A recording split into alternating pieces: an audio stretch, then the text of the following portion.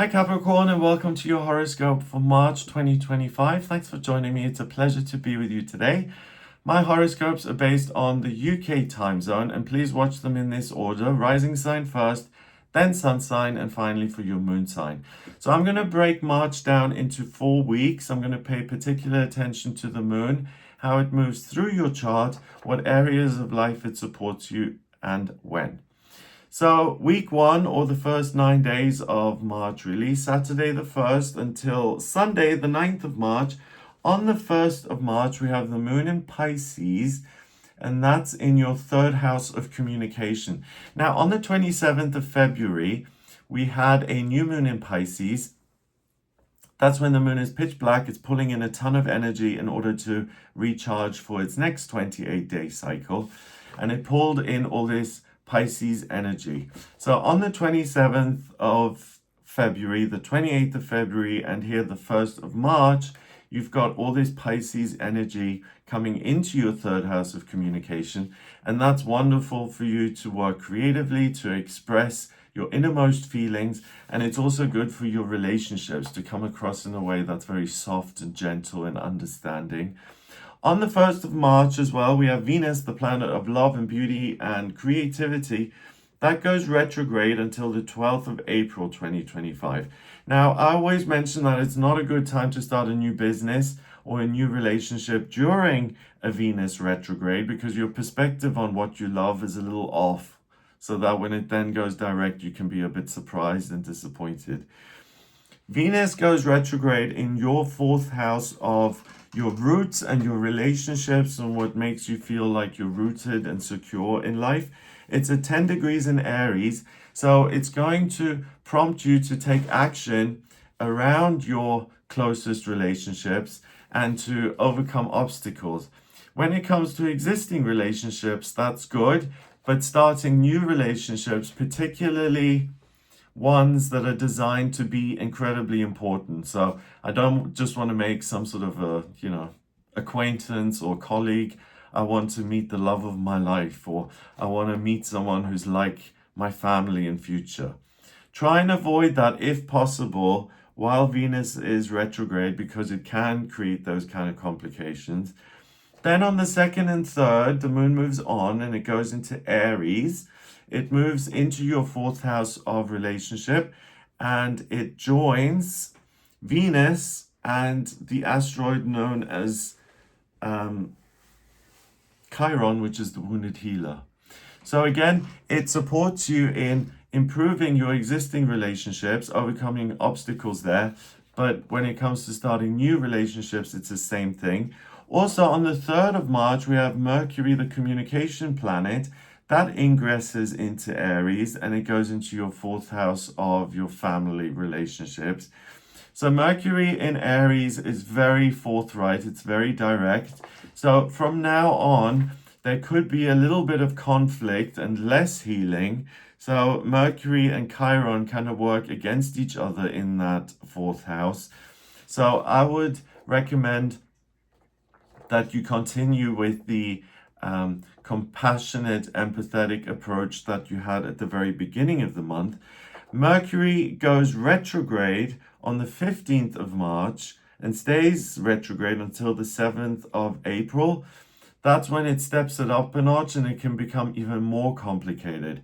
So for you, Capricorn, this month, I would just recommend, when it comes to people who've been in your life for decades, structures in your life that you really rely on, try and change as little as possible, because those two will kind of push and pull against each other, prompting you on one hand to make changes, on the other hand to heal. And I think it could become a bit muddled and create a bit of conflict. The moon moves on, it goes into Taurus on the 4th and 5th of March, and it joins Uranus, the planet of the miraculous and the unexpected, and that's also in your 5th house. The 5th house is what you love to do work-wise. It's also romance, and it's love for your children and your own inner child. With this being in Taurus, and opposing Vesta in Scorpio in your 11th house of hopes and dreams, I think these 2 days are a wonderful opportunity for you to identify what it is you really want to accomplish and build and manifest in your working life. And if you meditate on that a little bit, I think you'll get some really useful answers. The moon goes on into Gemini and it moves into your 6th house of work and daily routine and structure, and it joins Jupiter, the lucky planet. So again, the moon in Gemini is very communicative. It's very able to problem solve. And with the good luck of Jupiter sitting right next to it, Jupiter is known as the great benefic. So any plans around career or bringing in a new structure in your life that involves work or a change in work, or even adapting your role in your current career. If you're a student or retired, making changes to what you're studying or what you're working on, all of those things are supported. And if you have the desire to make a change, really go with that. It's not going to let you down.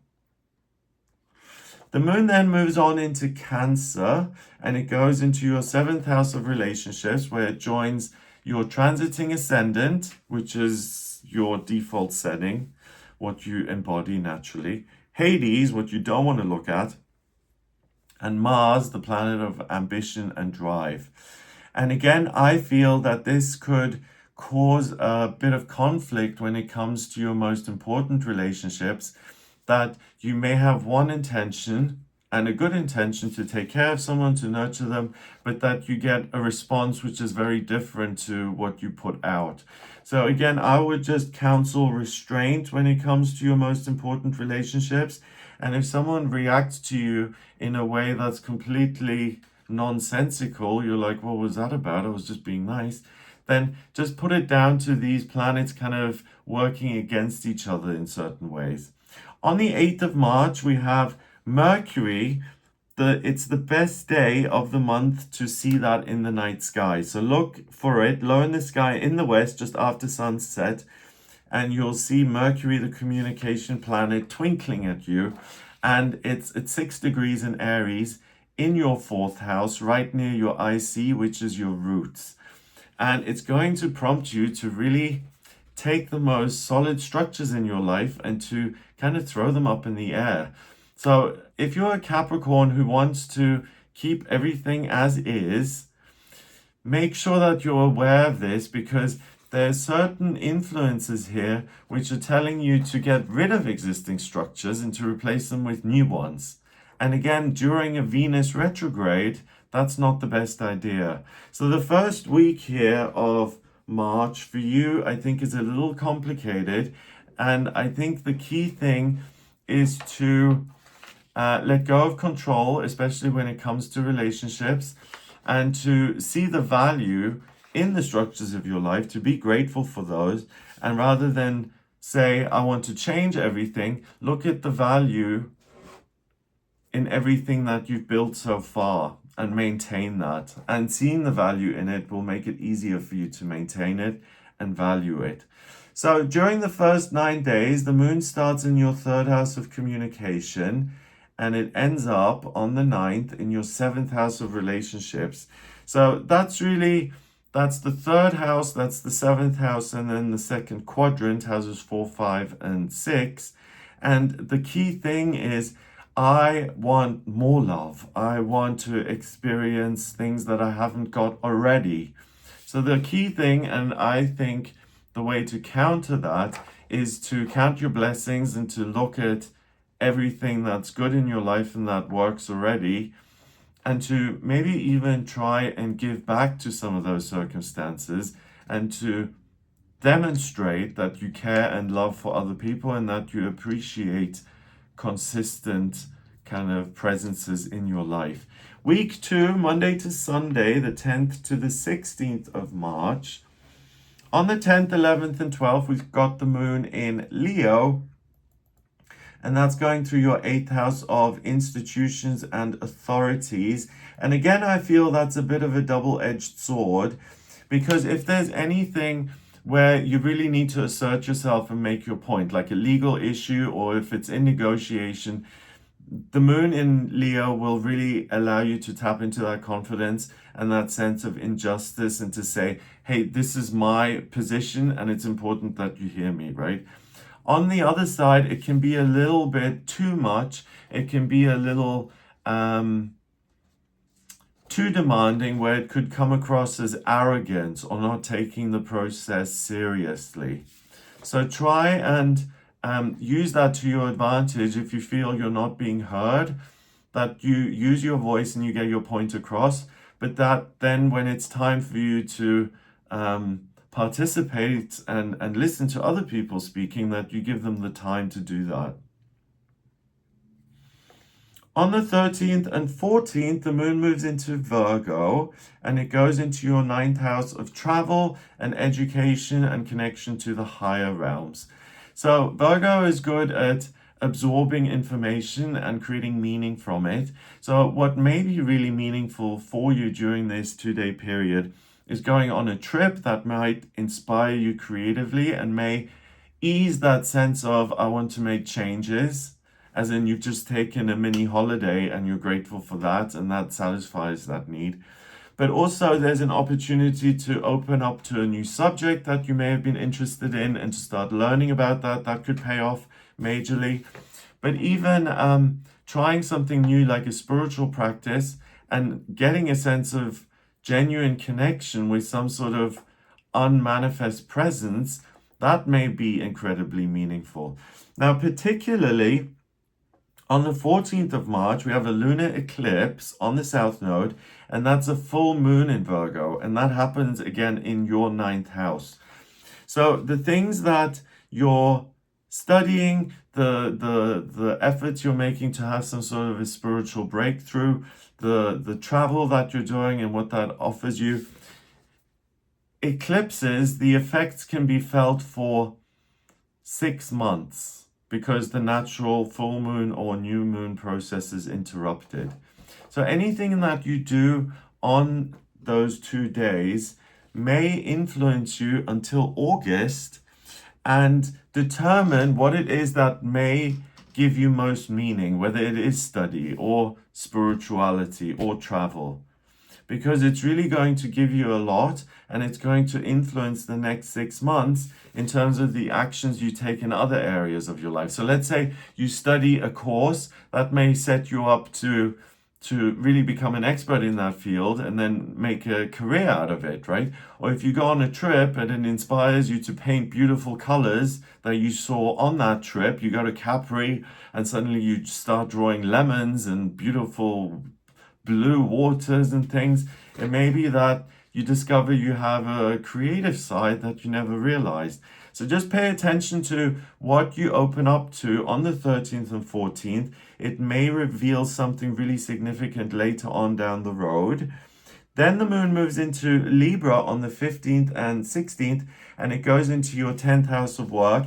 That's great if you're in a career or in a business where networking is required, because during this 2-day period you'll be able to connect with just about anybody. You'll be able to cast the net really wide and to make really useful new connections.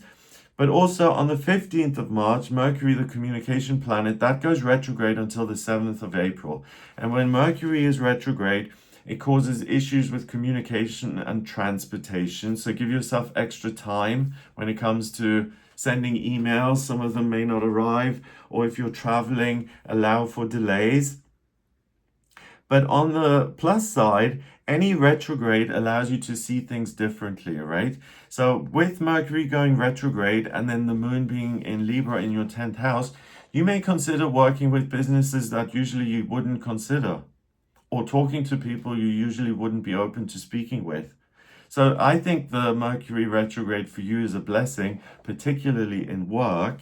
So in this second week, the moon starts on the 10th in your 8th house and it ends up in your 10th. So that's the very top of the chart.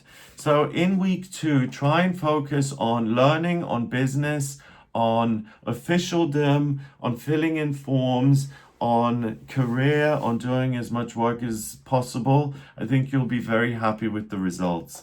Week 3, Monday to Sunday, the 17th to the 23rd of March.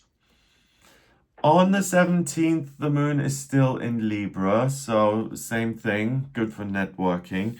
Then on the 18th and 19th, it moves into Scorpio, and it joins Vesta in Scorpio in your 11th house of hopes and dreams, and it opposes Uranus and Taurus in your 5th. And the moon in Scorpio is incredibly intuitive. It's able to dive beyond the surface of things and to get to the real truth. And you know what I said at the beginning of the month for you, that you may be dissatisfied with your existing structures, or you may want to kind of uproot yourself and try new things. The 18th and 19th, it's really going to show you how much good you have in your life already, that avoiding chaos just for the sake of chaos is a good thing, that you have a lot to be grateful for. Yes, you can make changes, but there are also a lot of things that you can value and treasure and really be happy with. So I think that desire to just be chaotic for the sake of it eases off around the 18th and 19th. Then the moon moves on into Sagittarius on the 20th, 21st, and 22nd. And that's great because it goes into your 12th house of spirituality and spiritual strength, and it joins Juno. So if you're a Capricorn who's been trying to have some sort of spiritual awakening or spiritual experience, these 3 days are the time to make an effort with that. So to try a new type of meditation, or to try chanting if you've never tried that, or yoga, or something new. Because with the moon being in that placement, it sees you going on a spiritual adventure. And you're able to reach really far, to make contact with some sort of invisible presence that gives you a sense that there is a rhyme and a reason for your life, that you are loved, that you are supported, and that there's a resource available to you at all times that will give you comfort and a sense of peace. On the 20th, the sun enters Aries. It moves into your 4th house of your roots, your family. Again, it's a back and forth. This will prompt you to, again, create new structures, to move into unfamiliar territory, to do what it is you want, to not be considerate of other people so much. On the same day, though, we have the spring equinox. If you're in the northern hemisphere, if you're in the southern hemisphere, it's the autumn equinox. And regardless of location, it's the day where there's nearly equal amounts of day and night. So you're able to see the shadow and the light, left and right, good and bad. It allows you to examine things in a really cut and dry, practical, accurate kind of a way. And for you specifically, that is very useful because your ruler is Saturn. Saturn is structure and security. And you're often very good at looking things in a is it useful or not kind of a way. But this month, what I've mentioned so far is that you're pushed and pulled in these different directions. So the spring equinox is really going to help you examine your own feelings and to say, is this just a whim and can I satisfy it some other way? Or do I really need to throw my whole life up in the air and start over?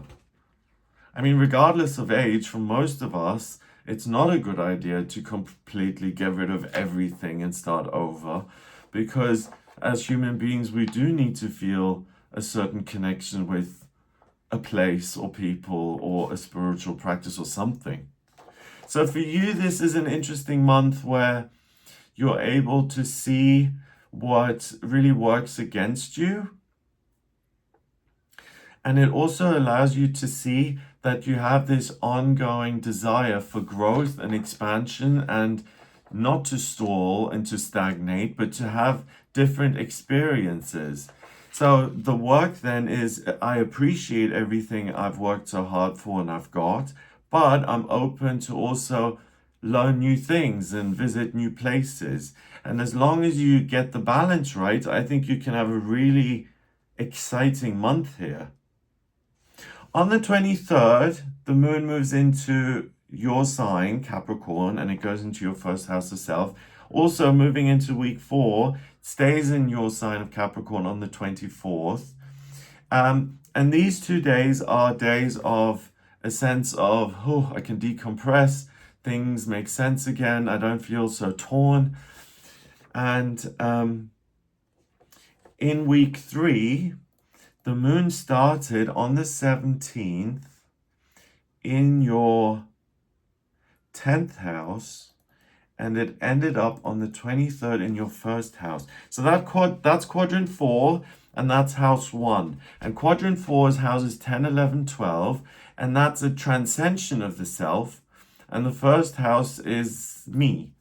So what you realize in week 3 is that I'm starting to integrate these different feelings pushing and pulling me in lots of different directions, plural. And then by the end of week 3, there's a homecoming where I can feel like this pressure is off and it's like, oh, I'm myself again and things are back to normal. So the first 2.5 weeks, I would say, just proceed with caution because there are certain things that are like polar opposites that are making you indecisive. Week 4, Monday to Monday, the 24th to the 31st of March. Moon still in Capricorn on the 24th, I mentioned that. Then it goes into Aquarius on the 25th and 26th, and it joins Pluto and Pallas in Aquarius in your second house, and that's great. You may get really great ideas for new business ventures, how to create a new source of income, a second source of income, a third source of income. But it really allows you to give birth to something new that's based on your experience, on your wisdom. But also there may be a desire to start something which is charitable in nature. So maybe I want to give back, or I want to start a charity or a foundation. If it's not about creating a second source of income, it's starting something new that's designed to help other people. So you see, Capricorn, you're going to be really busy this month, but it seems like you're a little all over the place. So give yourself a bit of a break and just be gentle and kind with yourself because you are being pushed and pulled in so many different directions. Then the moon goes back into Pisces on the 27th and the 28th, where you're able to communicate in a very empathetic, compassionate kind of way. You're also able to express yourself very well creatively. If you work as an intuitive or as a healer, these 2 days are really great for it. But also on the 27th of March, Venus, being in retrograde, moves back into Pisces, and Mercury does the same thing on the 29th. It's retrograde, so it retrogrades back into Pisces. So now you've got a ton of Pisces energy in that third house of communication. And again, it may make you see things differently.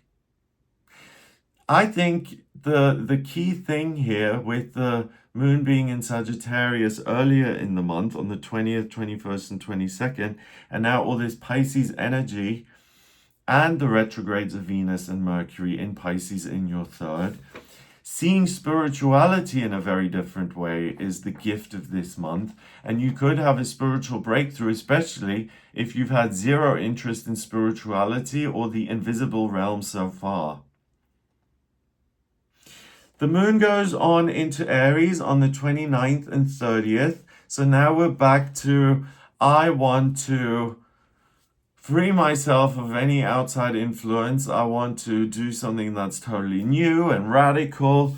And specifically on the 29th, we have a solar eclipse on the North Node. It's a new moon in Aries. So a ton of Aries energy is being pulled in into your fourth house of roots. And in this case, again, it's an eclipse. It may last for 6 months, right? But I want to build a new structure on top of the ones I've already got. So I think what you master in March is that you don't have to knock down the temple in order to feel free and happy. You can appreciate what you've built, but you're also free to create new structures, to create a whole city in your life, if that's the metaphor, right? And from the 29th of March until the end of August, you're able to really use your energy and channel that into a way that's either designed to create a new business, to create a new source of income, or to create something that's designed to heal and help other people. So very, very productive. Then on the 30th, we have Neptune, the planet of dreams and the subconscious. That's been in the sign that it rules Neptune for a long, long time. And it moves into Aries on the 30th of March. And it joins all the other energy that you've got in your fourth house of your roots and your family. So Neptune in Aries is it's time for me to not just dream the dream, but to implement the dream and to make it a reality and to manifest what it is I want to manifest. So in this final week, the moon starts on the 24th in your first house of self in Capricorn. And then on the 31st, it ends in your... it ends in your fifth house. Because what I didn't mention is that on the 31st, the moon moves into Taurus in your fifth, next to Uranus.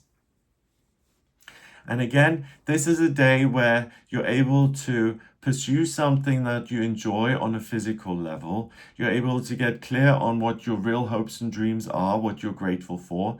But it's great to have a new kind of physical experience. So if you've never played squash and you've always wanted to, or if you've wanted to go surfing, or if you've wanted to do yoga, or to go bungee jumping, or to have some new kind of experience that involves your physical body, the 31st is a good time to do that. And actually, having said that, you've been so pushed and pulled in lots of different directions here in March.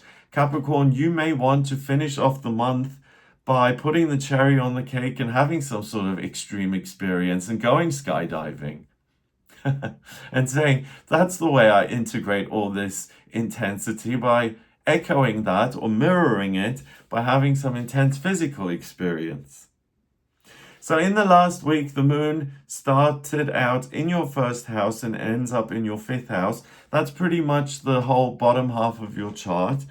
So the final week here is about getting back to your roots and appreciating those and seeing where you belong, and then also considering what you'll build and what you'll manifest in the next 6 months. So adding to your roots and what makes you feel secure. So it looks like an amazing month for you, Capricorn. I hope that gives you an idea of what you'll be working with. I hope you have a fabulous time. If you would like a personal reading with me, please get in touch via my website. It's gregoryscott.com. To draw up your birth chart, I need your place of birth, date of birth, and time of birth. If you don't have the time of birth, that's not terrible. I can use sunrise, but it means the ascendant and the house placements aren't accurate. There is a process called chart rectification where I can work out your time of birth. You send me 10 or more significant life events and I can work it out manually. Once I have your charts in front of me, I can analyze that and see what your strengths and weaknesses are, vocational aptitudes, life purpose, income, relationships, anything at all. To see what's coming up in future, I look at your progress chart, your transits, and if it's around your birthday, I also do a solar return chart. If there's anything around moving or location, I look at the astrocartography, which is based on your birth chart, and that shows me what areas are going to work for you and which ones aren't. So maybe New York is very positive and Berlin isn't. So that's often a useful tool if someone's considering a move, but they don't know exactly where. So if you're interested in any of that, please do get in touch with me for a personal reading via gregoryscott.com. If you like this video, give it a thumbs up, please, so that it shows up in searches. Subscribe for future videos. And if you think anyone else will be interested in this information, then please share it with them. That's a way to grow my channel, and that's a way to support me. I hope you have a wonderful March, and I will speak to you soon. All the best.